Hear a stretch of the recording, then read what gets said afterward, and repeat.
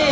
আজকে আমাদের নামাজের খবর নাই, আজকে আমাদের রোজার খবর নাই, আজকে আমাদের ডাকাতের খবর নাই, আজকে আমাদের পর্দার খবর নাই।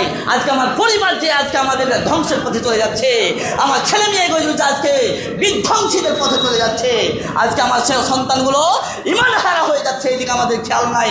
কুরবানি দিতে আসছে, আনন্দ হয়েছে, প্রয়োজনে ঋণ নিয়ে হলো আমাকে কুরবানি দিতে হবে, যতই কষ্ট হোক আমাকে কুরবানি দিতে হবে, বড় একটা কুরবানি দিতে হবে, মানুষকে দেখাতে হবে আমি কুরবানি দিয়েছি, এবং আমাকে এটা দেখাতে হবে সন্তানদেরকে, বাবা আমি এত বড় একটা কুরবানি দিয়েছি।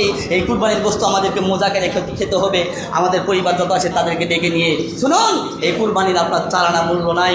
শুনুন, আপনি প্রয়োজনে আরও তাকে জিজ্ঞাসা করবেন, করিয়েন, যদি আপনার নামাজ না থাকে আপনার কোনো কিছুর দাম নাই। নামাজ আগে, কুরবানি পরে। তাই তো আমরা কুরবানির দিন আগে নামাজ পড়ে আসি, নাকি কুরবানি করে নামাজ পড়তে যাই? এইটুকু কি তোমার সেন্স নাই?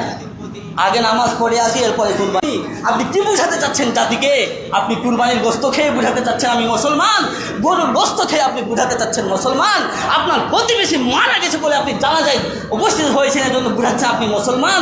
আপনি সুন্দর একটা টুপি মাথায় দিয়ে, একটা রঙিন পাঞ্জাবি গায়ে দিয়ে, সাদা ধবধবে পাঞ্জাবি গায়ে দিয়ে প্রথম কাতারে জানা যায় আপনি দাঁড়িয়েছেন, আর আপনি বলছেন হুজুর দোয়া করবেন না,